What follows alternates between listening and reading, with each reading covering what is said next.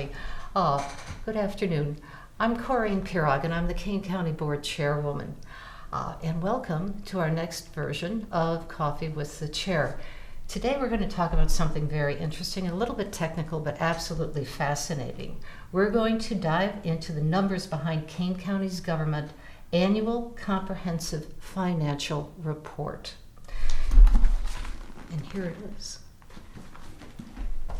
The report, this massive report, provides a detailed look at the county's financial health and includes information on our organizations, our activities, functions, and all of our funds, for which Kane County is publicly accountable to all of you.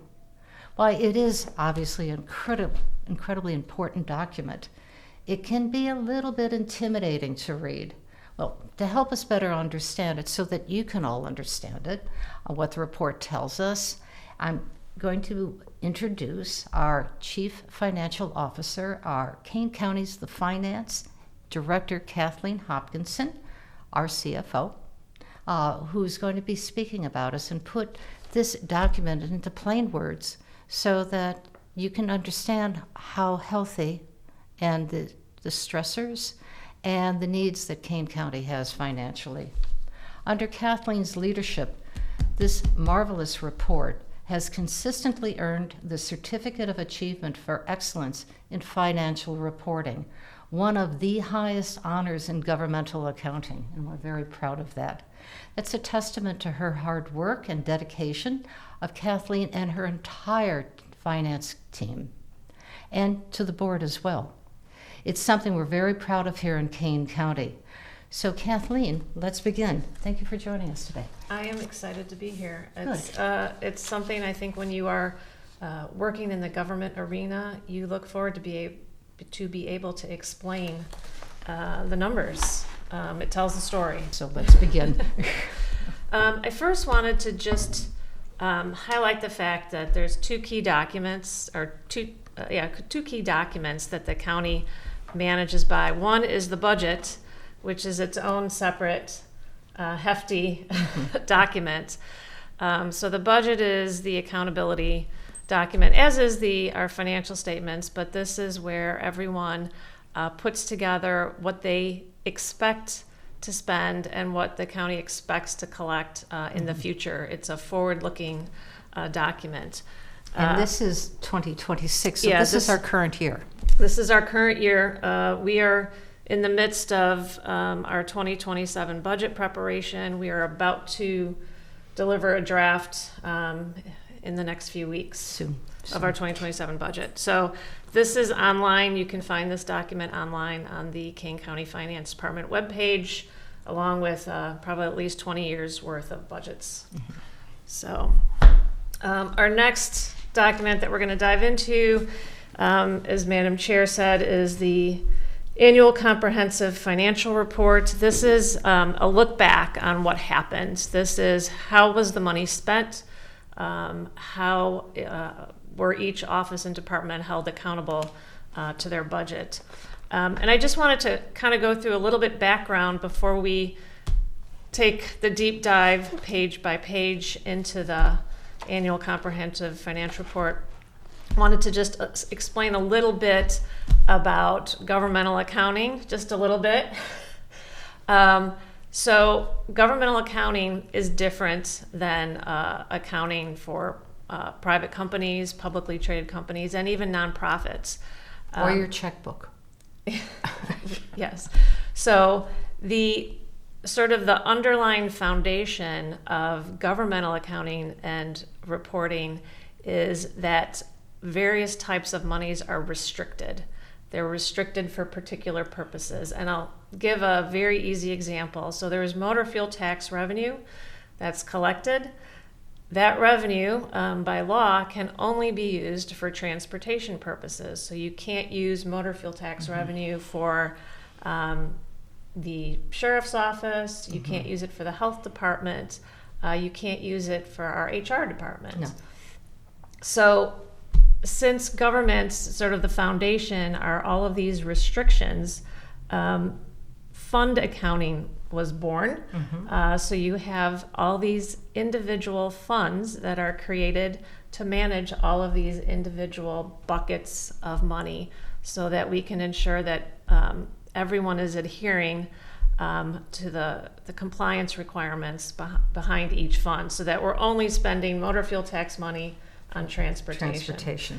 So because of that, you have a situation where we have many, many funds, and that is why this document is so large, because we get details on each one of those funds.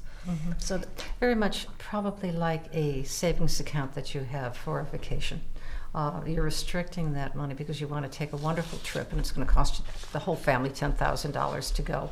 If you touch it, then you're not going to have that money to go on your holiday.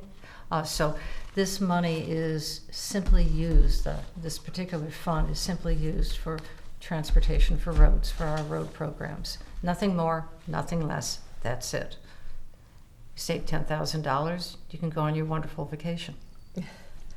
So the financial statements have a particular name in governmental accounting, and it's right on the cover, and it's called an Annual Comprehensive Financial Report, and the shortened term for it is ACFR.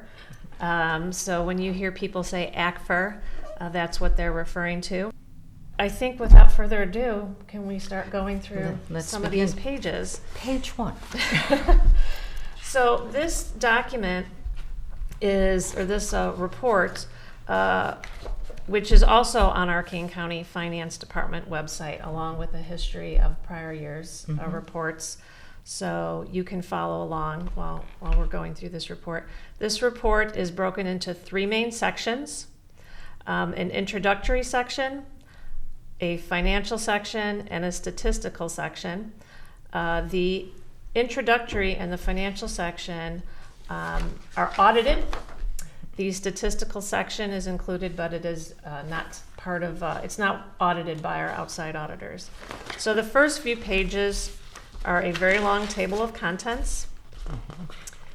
If we move to page, it's Roman numeral 1. This is a transmittal letter. So the first document in the introductory section is a transmittal letter.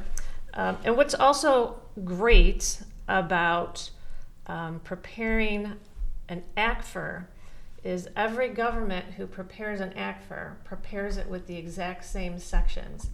And there's a reason for that. It's so that anybody can open up our county's ACFR, they can open up our neighboring county's ACFR, and compare the information.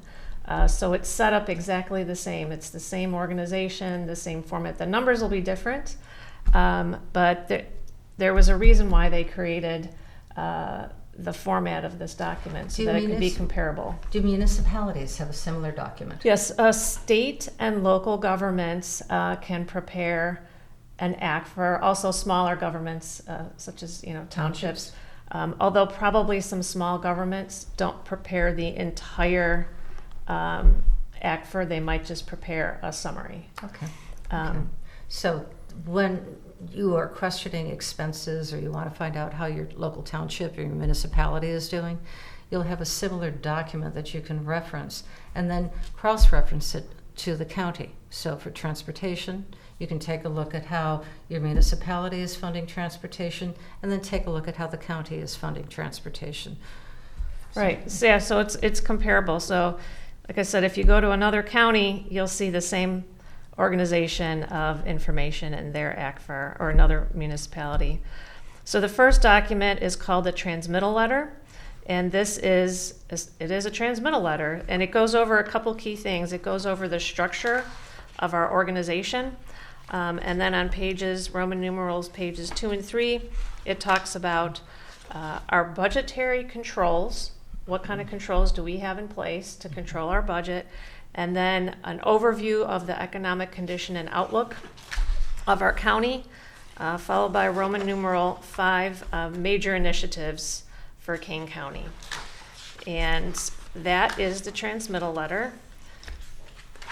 And the next set of information in the introductory section is all about what is the governing structure of this organization. This is a Roman numeral page 10.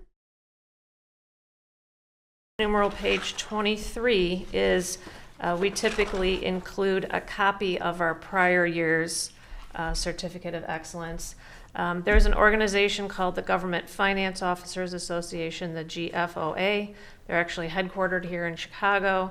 And when we're done with our financial statements and we're done with the audit and we've submitted it to the State Comptroller's Office for filing, we submit a copy to the GFOA, and we hope to get the award. And it's a best practice type award that the GFOA issues, and it basically says everything that is expected to be in a document like that, in an ACFR, is there, and we had all the disclosures appropriately made, and we made good explanations of why things changed from one year to another year.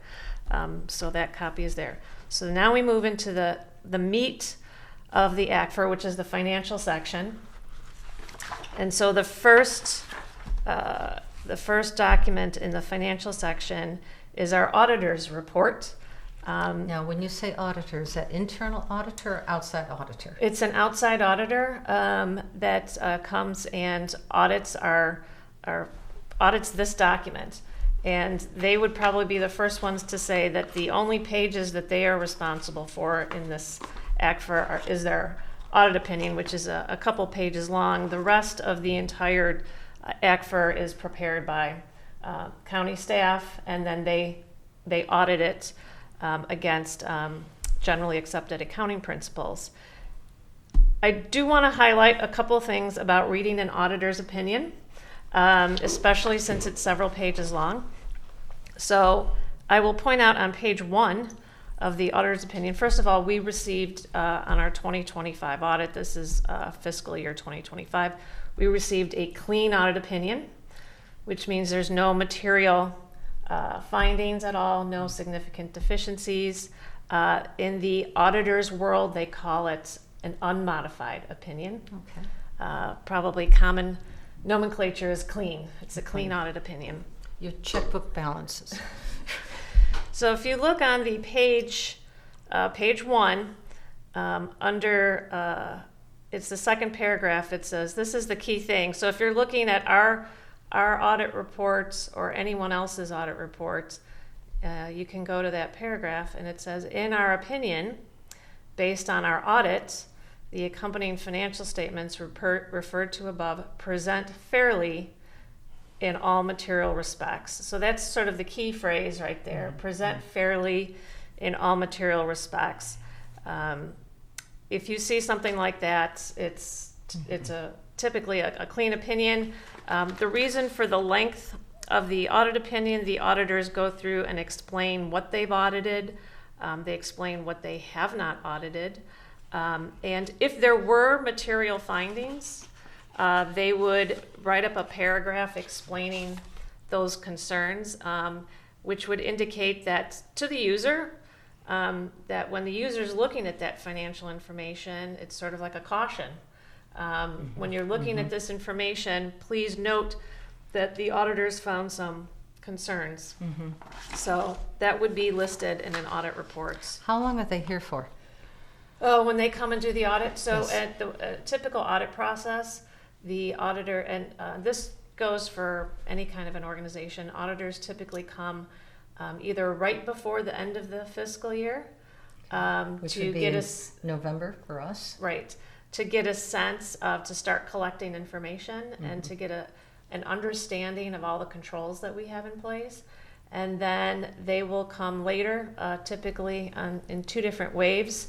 They'll begin testing transactions, and when we're finished closing everything and can produce these financial statements, they come back again and audit everything again. So it's a very comprehensive report.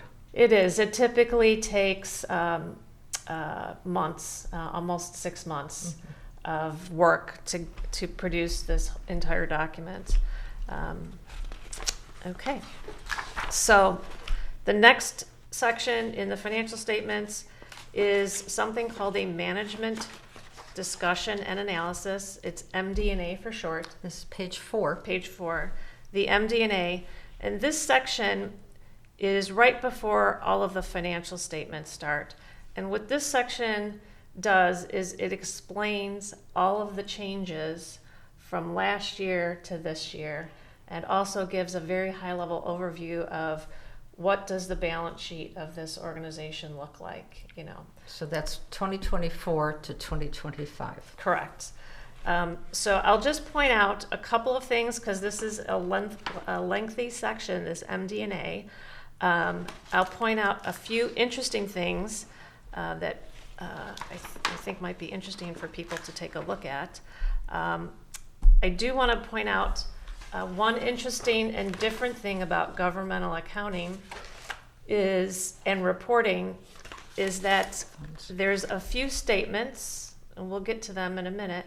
There's a few statements that they present the financial information 2 different ways. Okay.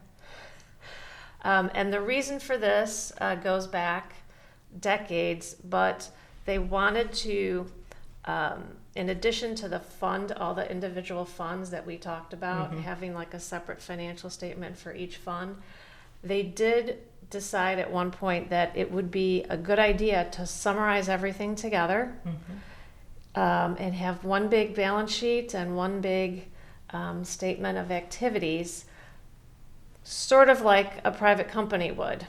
All right, so just let's clarify. So we have, how many funds do we have? We have over 130. We have 130 funds that the county is responsible for, and then we also have funds, which we're going to talk about in a second, called custodial funds, Okay. which we are responsible for managing, but it's not county money. We'll get to that. Yeah, it is, but it isn't.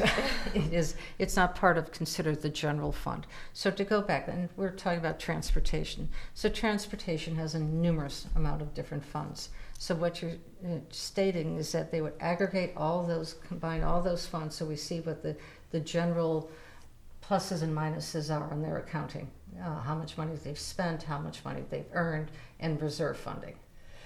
Yes, plus I would say even more than that, it's consolidating all the activities in the county.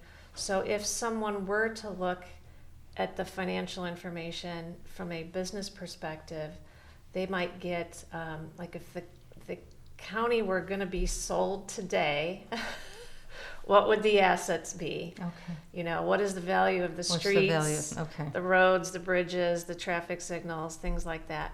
So there's just... And it's not for sale. And so the governmental accounting rules and reporting requirements, they came up with this. They wanted it to be like a business, and they call it, we call it countywide, also known as government-wide. So when you see references, if you're looking on page 8, and you see references to countywide, and then if you look on page 13, you'll see reference to fund. That is because we're doing the analysis 2 different ways. We're looking at the financial statements from the countywide perspective and from the fund perspective. Let's keep moving and let's look at page 13. So this is the section where we start explaining why revenues changed from year to year. So you'll see a series of tables and charts over these next few pages with all of our different types of revenues. And then you'll see paragraphs explaining why, for example, why license and permit revenue is up from one year to the next, or why grant revenue might be up So or it down. says here on page 13, if you go to the very end of the columns, you'll see that there has been an 8% change in funding from 2025 to 2024.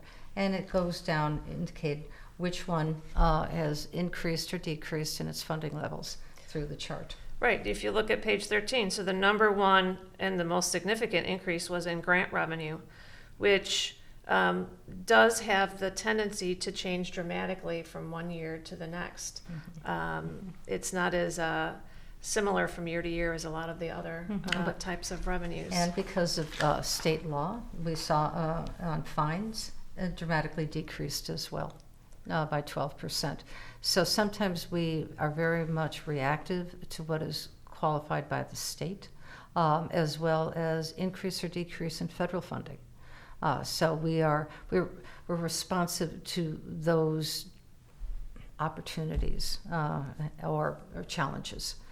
So we don't generate our own money, we do, but we also receive money from the state and federal government as well.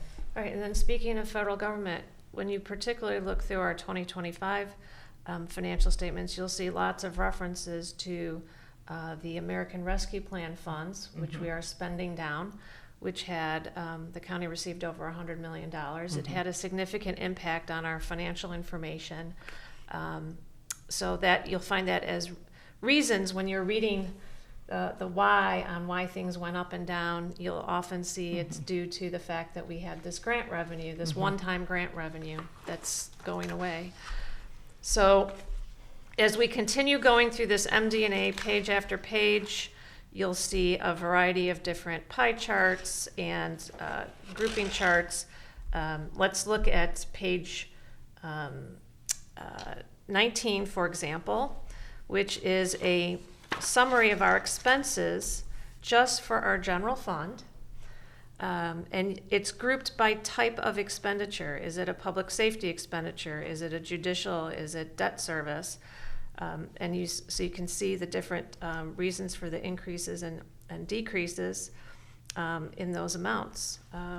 So now, just as you take a look at the document, you'll see that general government has gone down slightly by about 200,000, but public safety increased by about 5 million. So you'll get an idea of where our focus is on. So obviously public safety, with that increase, you know that a lot of our money goes into making sure that you, our citizens, are safe. Okay, so then we wrap up this MD&A. I'll point out a couple of other interesting sections in the MD&A.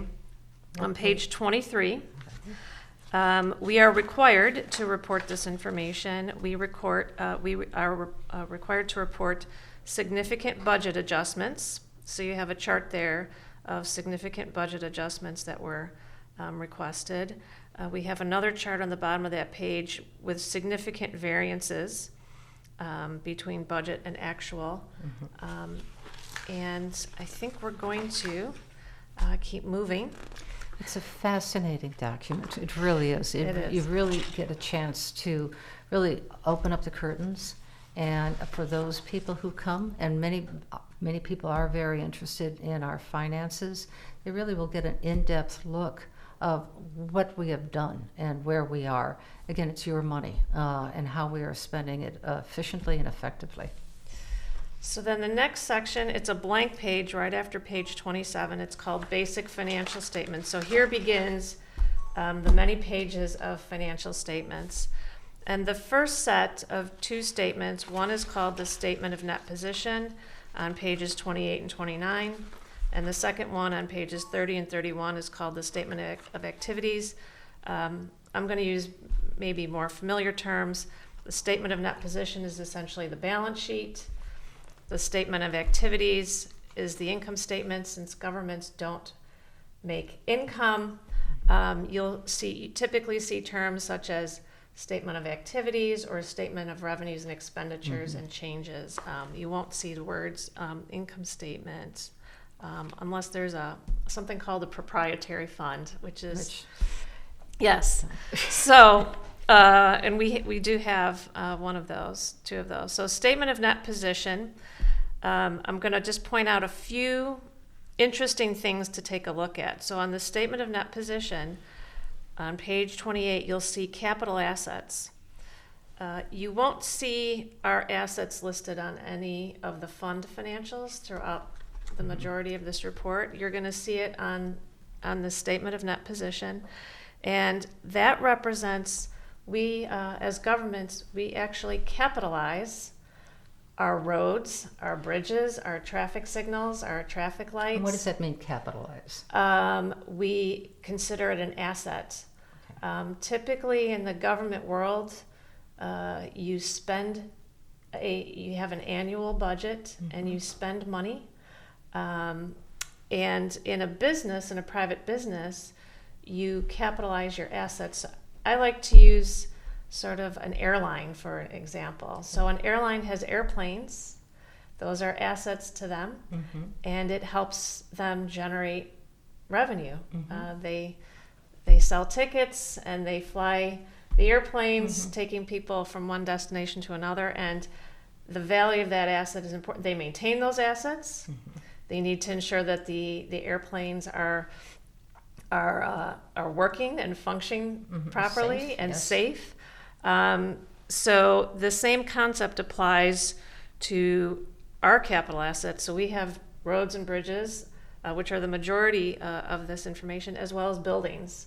Okay. So we are responsible for maintaining the safety of our roads and our bridges, not only through construction and rehabilitation of those, but also we snowplow. We keep the streets clean throughout the year, as well as our buildings. They need to be safe and accessible for all. So I wanted to point that out. And also on page 29, the bottom half of the page, you'll see something called net position. Very interesting. So this is, think of it as sort of like a company's retained earnings, your stockholders' equity. So what's very interesting about this is this shows everything that we have and what it's restricted for. So if you notice, it says net position, net investment, and capital assets. So the bulk of our $1 billion in our net position, 600, we'll look at the total column, 691 million of it is wrapped up in all the assets that we own. And then look at all the interesting restrictions. So some of our money is restricted for tort immunity, potential claims, judicial purposes, highway purposes, and then we have an unrestricted portion. So the unrestricted portion is only 193, I shouldn't say only, but 193 of the $1 billion is unrestricted. So remember we talked about if you want to buy the county. So the roads alone at face value are worth $99 million. So, all right, who's going to cut the check for that? And what's also important, our capital assets are this dollar amount is historical cost. It's not market value. So another interesting thing throughout this ACFR is you will see from time to time that we are disclosing the results of the Kane County Forest Preserve District. The Kane County Forest Preserve District is a completely separate legal entity, separate from Kane County. They have their own organizational structure. They have their own financial statements, their own audit. However, they share something in common with Kane County, and that is the board. The board is the same board. And governmental accounting says if you have a situation like that, where you have the same people in authority over multiple organizations, you have to be transparent about it and disclose it. So that is why, and we in the Kane County Finance Department, we do not do any of the accounting for the Forest Preserve. We take their audit report and we incorporate that information into our financial statements. So how about, can we wrap up? And then I would love to be able to continue this conversation because we're only at the beginning for this. And there's so much important information for all of you to know. So in summary, what should we look at now? And this is kind of like your homework assignment, all right? So the rest of this report is essentially mini financial statements on all of the funds across the county. So you can see the assets and liabilities of those funds and the revenues and expenditures of those funds. There's also an entire middle section called Notes to the Financial Statements. And what page is that on? So it starts on page 44 and goes through page 89, and it's detailed descriptions of our accounting policies and detailed support on our capital assets, our deposits in the bank. Caution, there is a section in here on the Forest Preserve District, so as you're flipping through the pages, sort of in the middle of all these footnotes are a whole bunch of paragraphs on the Forest Preserve District. So make sure you catch that, because you don't want to accidentally be reading about the Forest Preserve District if you're looking for something for the county. So I'll just point out at the very end is the statistical section. This section is unaudited. I think this is sometimes when I look at another government, I go to the statistical section first. It starts on page 350. And what I like about it, it's typically presenting 10 years worth of information. So you can look at trends over time, and we've got revenue, historical revenue information, historical expense information, property tax levy rates over 10 years, our top employers in the county, performance indicators like how many miles of roads we've resurfaced. So I think the statistical section is sometimes a good way to understand the operations of the county. And also population trends. And population trends. Population and trends. Yes. So, thank you, Kathy. This is, for those of us who love numbers and love budgets, I think you're going to find this very interesting to look through. But I'd like to invite you back, and I think we'll use this as a complement, and we can start taking a look at the budget and how the budget is prepared. They say how you make sausage. And talk about the complexity of that to make sure that valuable assets, your real estate taxes that come to the county, and how they're spread out so that we make sure that our government is effective and responsive to the critical needs of Kane County's residents. So thank you so much, Kathleen. I hope you found it as interesting as I did, because I could have talked to this lady for the next 2 hours. But you'll be welcomed back maybe in a couple months once we get this done. And thank you, everybody, and have a great afternoon.